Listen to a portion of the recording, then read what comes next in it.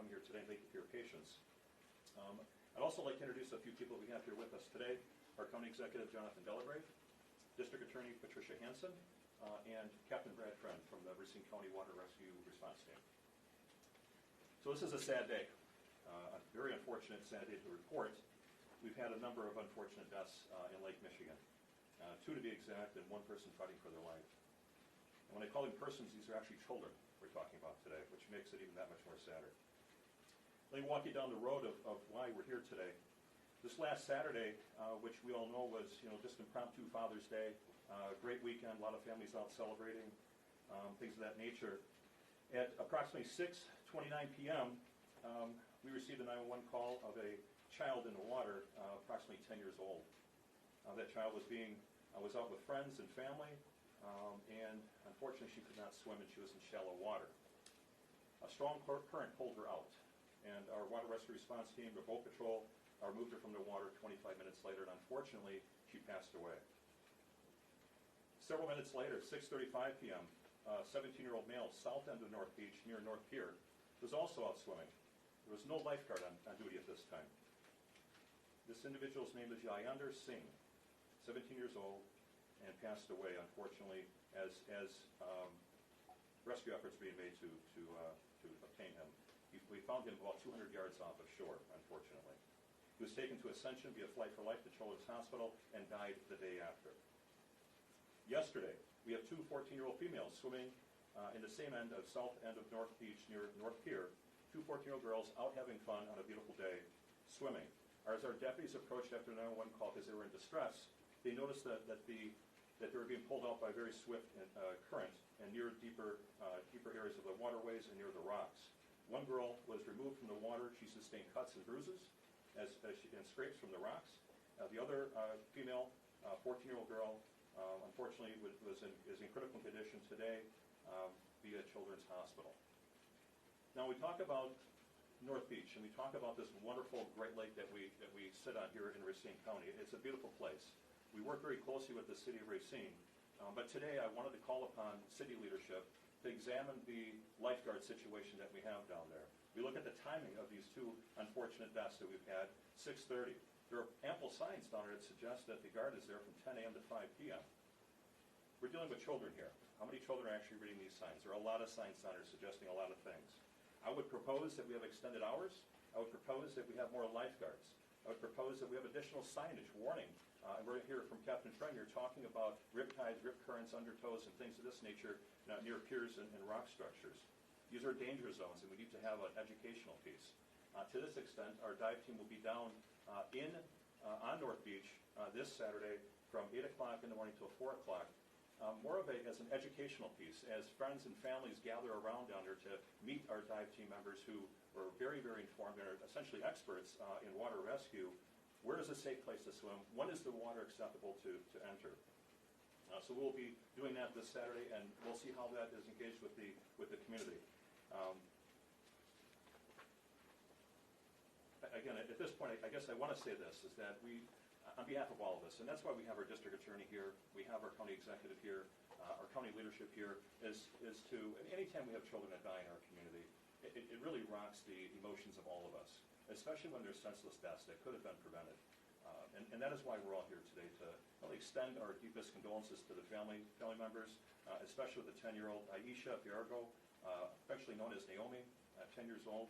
To extend our deepest condolences to those family members. I cannot imagine, as a father myself of 3 children, what that is like to lose a child, especially on Father's Day weekend. I just cannot imagine what they're going through at this hour. So with that said, we'll entertain any questions that you have. Do you think some of those proposals you just mentioned, do you think some of those could have prevented these deaths, or do we know anything about their swimming abilities, or were the conditions so rough that it wouldn't have mattered? Well, as we know, Lake Michigan is very unpredictable.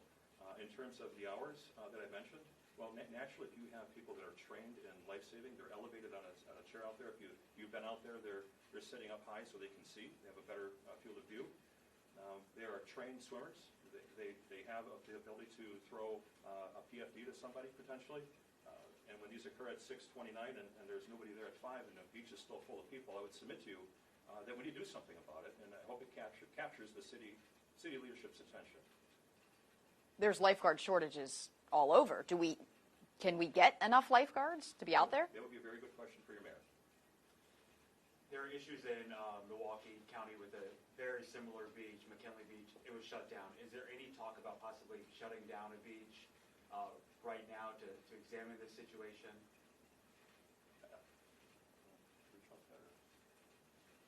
I'm not aware of any conversations about shutting down beaches.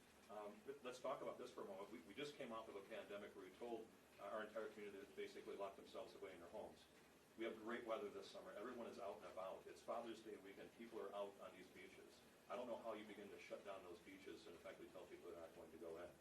That would require law enforcement to force people to tell them not to go into the beach, not to go into the water. And we know what those budgets are looking like as well. The solution is we need to reach out and hire more people and put on these beaches that are trained, lifesavers, posting more signs in these danger zones so we can hear more about those danger zones and why riptides are very unpredictable and they're claiming lives clearly and currents that are unpredictable. But to have people that are trained on that beach, to have people that are ready to respond and at the ready, in my view, could have made a difference here. Is there anything that's come up regarding the shoreline, the way it's shaped, that's contributing to these dangerous conditions that... Sure, I can speak to that. Do you want to come up to... Yeah, thank you. So I look at it from an educational standpoint. Riptides and rip currents are very dangerous events. This happens throughout the Great Lakes. Of course, we've heard them in the oceans. So from my standpoint, it's an educational piece that the public should know. So anytime you have a major change in wave height, the potential for riptides or rip currents exists. In Racine here off of North Beach, we have the concrete causeway that forms part of our harbor. This is a very natural area for those rip currents to exist. And it's not a place that the public should be swimming. So this has, unfortunately, this particular area, we have had some rescues and deaths, of course, over many years. So that is a very dangerous area. Anytime that you have a riptide, there are two things that you can do to try to save yourself. And both of those involve not panicking, which can be a hard thing to do. If you can swim laterally, basically across the beach, across the water, to get away from these riptides, that is, if you're a strong swimmer, that is a potential life-saving technique that you can do. Or you can relax and let the current basically pull you out, and then you can swim to safety. These currents typically only last a few hundred feet. Sometimes they've gone as far as 1,300 feet. But in all cases, you need to remain calm. Now, the conditions that we've experienced in the last few days, it's been extremely wavy. Along this causeway, we have a number of large rocks with the zebra mussels. It's very hard to navigate in those areas. So I would urge the public to stay away from the causeway. Really, anywhere you have large structures like piers, stay away from those because there is a higher potential for riptides in those areas. Are there signs, forgive me, I haven't been out there in a while, are there signs posted that don't swim here? So there is a sign that says that particular area is not a protected area. So. Does wind direction play a part in just how severe these riptides are? Wind direction plays a part insofar as the wave height. Whenever you have a major wave height shift, you have the potential for riptides. Anytime that the waves are breaking on the beach, you have the potential for a rip current. If there are no waves breaking on the beach, you will not have a rip current. Would you recommend that there should be like buoys or something, close to that pier, close to those rocks that kind of suggest that swimmers should stay away from that area in the water itself rather than just signs?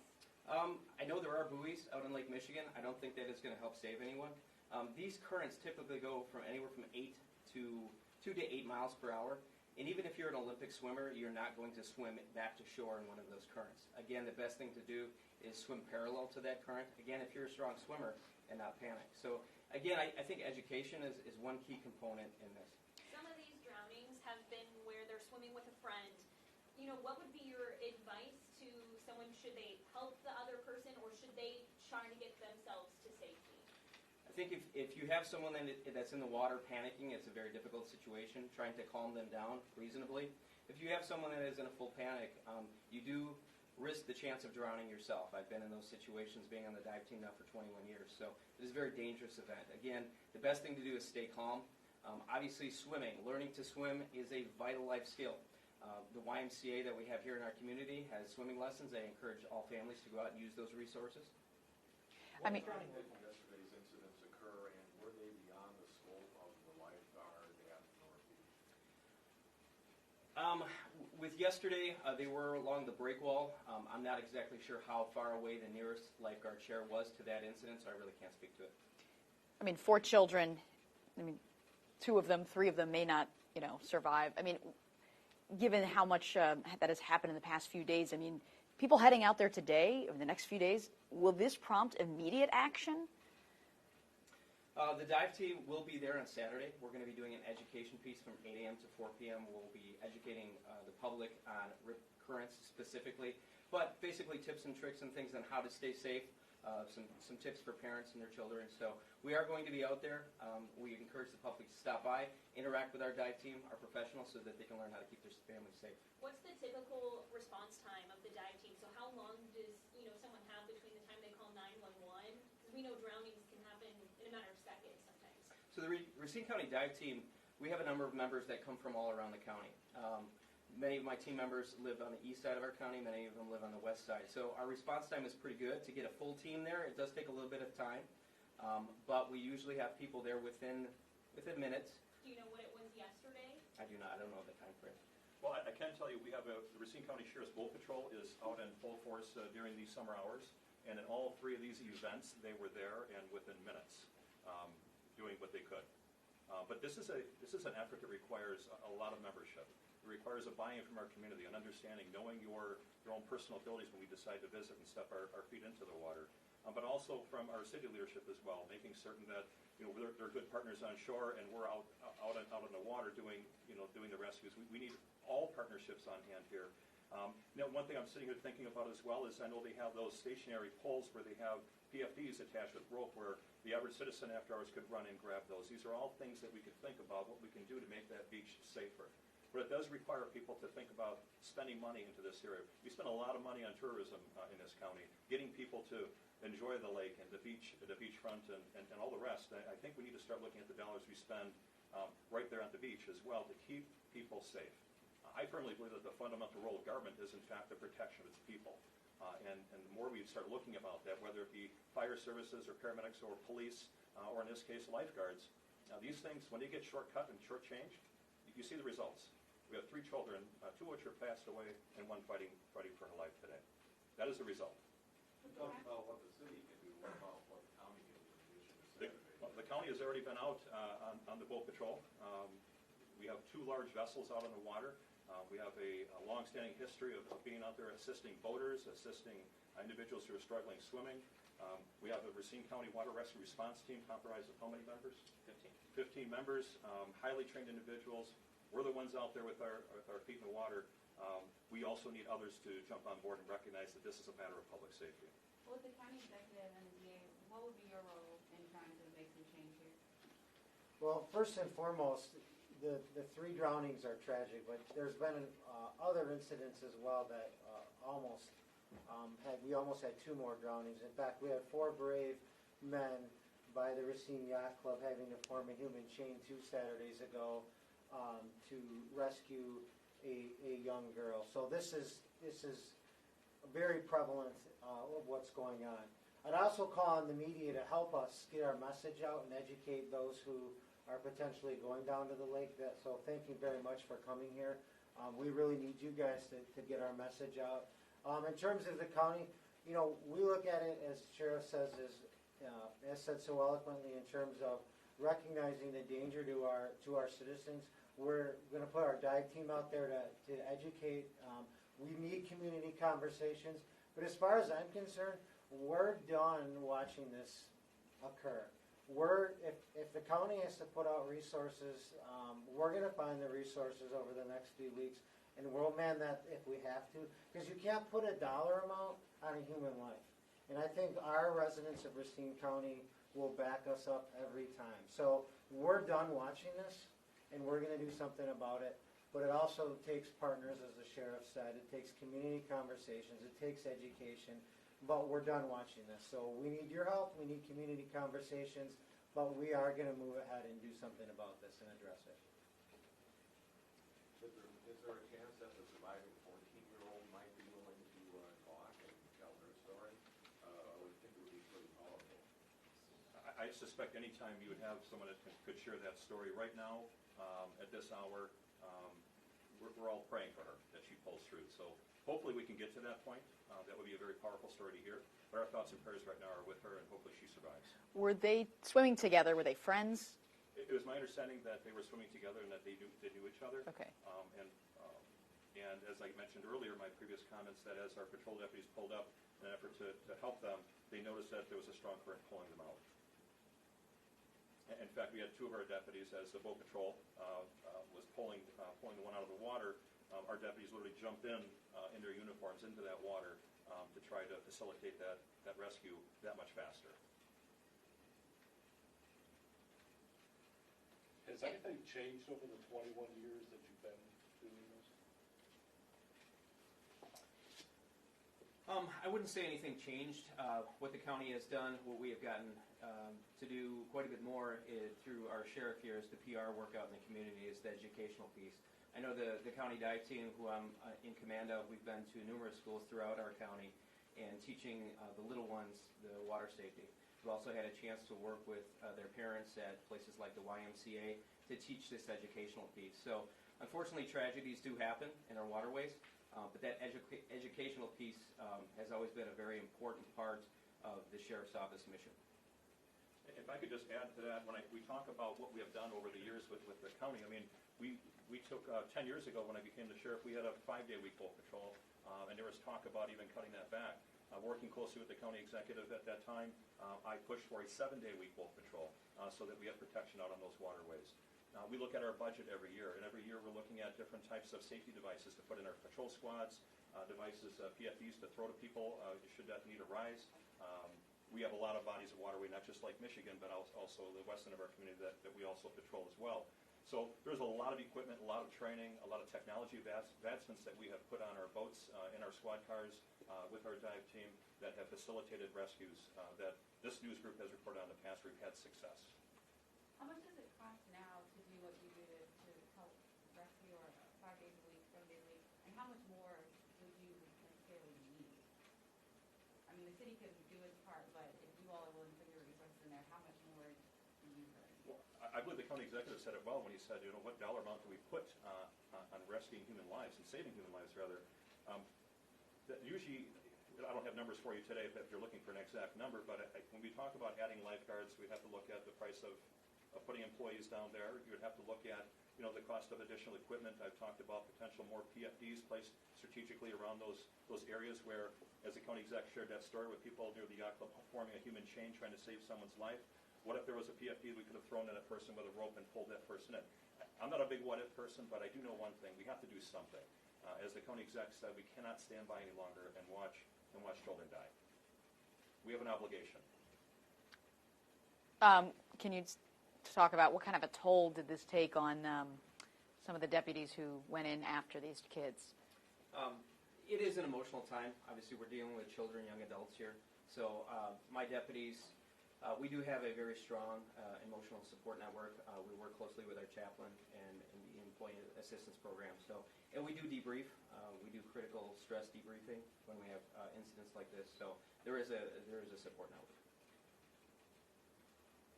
Just to clarify on the impact, the reach of the riptide, that the drowning of the 10-year-old, was that due to a riptide that was enhanced by the Can you say that? I don't think we can definitively say that. We do know that those ripped currents do exist in that area. For each particular incident, it's kind of hard to say exactly. But education is definitely a part of that, educating the public as far as when riptides do occur, and that's what the team is going to be doing this coming Saturday. Obviously, having strong swimming skills is another component to that.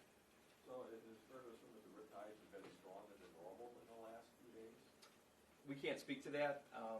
There are resources. The National Oceanographic and Atmospheric Administration does put out a daily conditions report. So if there are riptides in the area that are reported, NOAA will report on those, so you can check that. Other than that, it's just educating our public about what exists out there. I guess that's the question is, would you ever could the Racine County Sheriff's Department share that report? If they, report that day there's a strong rip current, could you share that on social media? Absolutely. Yeah, we could definitely put a link to that. Sure. And we you oftentimes do share that information as well, not just with other community hazards as well. The National Weather Service is also a good service as well. Our boat patrol uses that often to determine the height of the waves and the conditions, and there's alerts that are put out constantly by the the Coast Guard as well. So there's a lot of different resources out there. It's just who's reporting them. And I would welcome you to research the rip tides and rip currents specifically. They're very unassuming. It's hard to tell where they're at. They describe them as a sort of a river on top of the water. They extend from 20 feet to potentially up to 200 to 800 feet. As the captain said, you'd have to be an incredibly strong swimmer to even consider swimming against it, much less going parallel to it. So. You're probably wondering what the district attorney has to do with any of this. I'm certainly not here today to emphasize criminalization of violations at the beach. That's not why I'm here. I'm here because part of my job as district attorney is to play a role in the protection of children. Sometimes that's from abuse, sometimes that's from neglect. But here we have a situation where I think I can at least bring the attention that I think is necessary to try and educate the public. This is, if you will call it, one of my soapbox issues. If given the opportunity, I talk about this a lot. I think water safety in our county is critical, not only for the beachfront, but we have multiple lakes in the county, and we have a lot of kids in our county. My children have been swimming since the first day that they could. I was a lifeguard here in Racine County, working for the county myself. My children swam competitively. So swimming is near and dear to my heart, and anything that I can do to lend a voice to that sort of education that we're talking about here today, I'm going to do it. And so that's why I'm here today, and I'm proud to be here with my county partners and trying to take a proactive approach to the problems that we're having. This is devastating for the community, for these families. Yes, we have a beautiful asset in our lakefront, but we have to use it safely and make sure that everyone goes home safely. The city of Kenosha did pass an ordinance, I think, last year prohibiting swimming within X number of yards of jetties and piers and whatnot. Would that be a practical thing to do down there? Well, I would, it's a good question. What I would say is that, you know, the sheriff, the DA and myself were proactively committed to not, to the best of our ability, not to have another drowning. And we are going to look at ordinances if they make sense. It's hard to legislate safety. That's why education is so important. But we are committed to, Dave, to proactively getting involved. Just a quick short story, when the second incident happened, I was reaching out to the sheriff, and on our phones, you go and you start texting. Well, I could see him, he was texting me, I could see the bubbles on our phone, and we were talking about the same situation, and how do we proactively address this. That's why we're here today. But like I said, the county is immediately going to go back, work with our partners, and we're going to do what we can and what we have to rectify this issue, because as the DA, I think, so eloquently stated as well, is these are our children, and the safety of our children is a community responsibility, but it's a county responsibility, and we're going to do, like I said, everything we can to make sure none of this happens again. Do you anticipate meeting with some city officials? We need community conversation, so that's with the city, that's with stakeholders, that's with residents down by the lake or down by the beach. We need those. We know that there are a lot of families that continually utilize the beach as a recreational standpoint. We need to contact those families through social media and whatever else we can do. So absolutely, community conversation with all stakeholders is critical at this point. Do you know how many drowning victims there were last year or last summer? Yes, 0. Do you know how many there have been year to date so far, or summer to date at least? Have these been the only ones this summer? I don't have the answer to that. I believe these are the first two fatalities we've had, and the third one who's fighting for their life. I believe these are the first 3 victims that we have thus far, and I hope it is the last 3. And I think if we have anything to do about it, it will be the last 3. One thing I would also add is that, again, getting the message out is those who want to enjoy water, we have 2 state-of-the-art aquatic centers in Racine County. one in Burlington, one in the city of Racine. There are lifeguards there, so perhaps that would be an alternative, and we encourage people to use our water parks. The rates are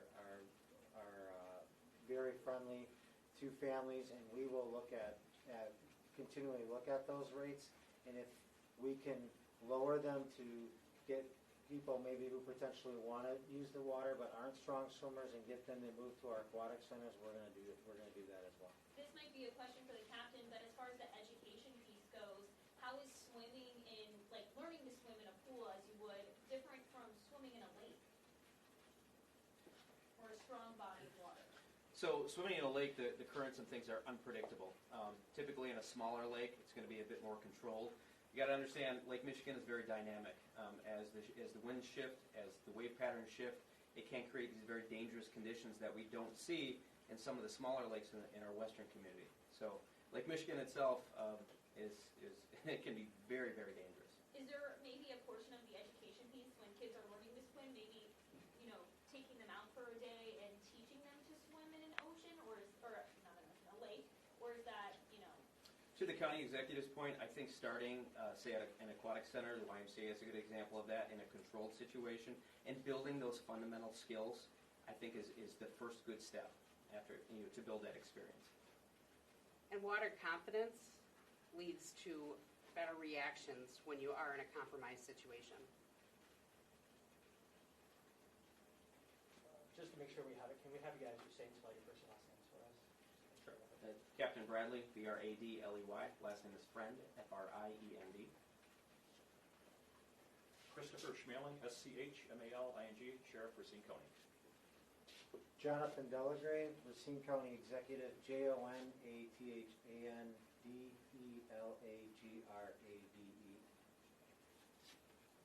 Tricia Hanson, TRICIAHANSON. Any additional questions regarding this? I'd like to take the opportunity to say thank you to all of you for being here today and getting this message out. It is a very important message to all of us. I'd like to leave it with, just again, let's keep these families in our thoughts and our prayers. And I also want to extend a big thank you to my staff, especially on the boat patrol, the dive team, patrol deputies who literally jumped in the water. These are challenging times we're in, and they're still putting their lives on the line each and every day for all of you. So thank you. Thank you. Thank you.